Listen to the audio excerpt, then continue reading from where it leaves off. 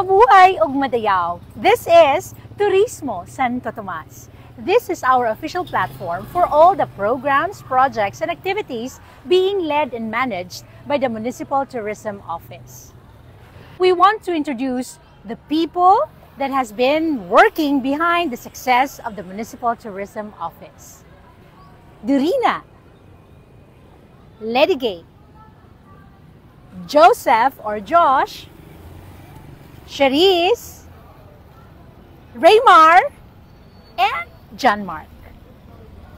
Mao kini sila ang akong mga kauban, mga kaigsuunan, aron ang mga programa, proyekto o mga katikaran sa Municipal Tourism Office amuang mahatag para sa katawhan sa Santo Tomas. Ilalom sa pangulo ni Mayor Uncle Roland S. D. Hesica na ningkamot ang atong lokal nga panggamhanan nga mahatagan o kasiguraduan ang mga tourism industry sa atong lungsod.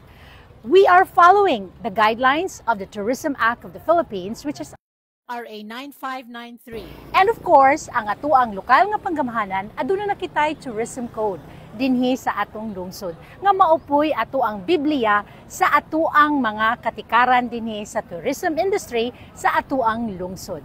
So mga kaigsuunan, please follow our page Turismo Tomasino aron mahibaw-an ninyo kung unsa di ay ang mga naka-line up nga mga activities, programa o proyekto para sa Santo Tomas. Sa turismo, negosyo o trabaho, sigurado!